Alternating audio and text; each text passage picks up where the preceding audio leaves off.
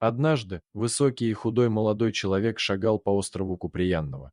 Это был искатель золота и, пробравшись вглубь, он увидел вдали крупного волка. Естественно, мужчина перепугался, но потом заметил, что хищник угодил лапой в капкан.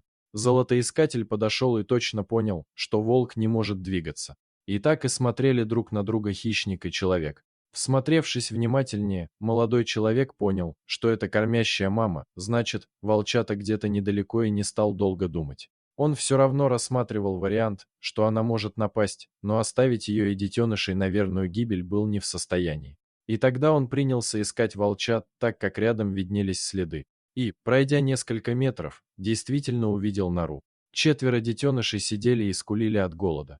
Вернувшись к волчице, он увидел, что та почуяла запах детенышей и принялась выть. Мужчина предусмотрительно засунул крох в сумку и вытащил их перед матерью.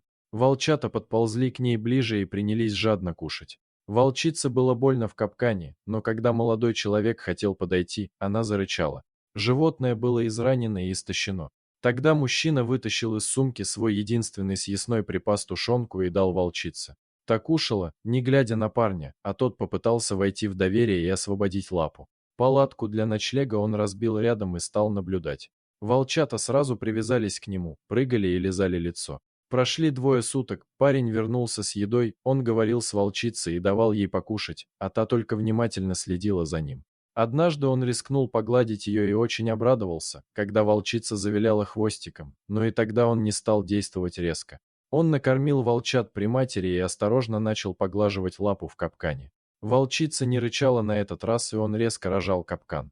Волчица резко встала и пошла, прихрамывая, а потом присоединилась к стае. 5 лет спустя мужчина снова был на том же острове и, вспомнив былые приключения, вновь пошел на то же место, и ему послышался вой и силуэт волка. Вдали это была та самая волчица, и она его узнала, а рядом были 4 взрослых волка, те самые детеныши. Несколько минут они стояли и смотрели друг на друга, и волчица ушла. Больше они не виделись. Дорогие друзья, если вам понравилось видео, поставьте лайк, а также подписывайтесь на канал, где найдете еще много интересного.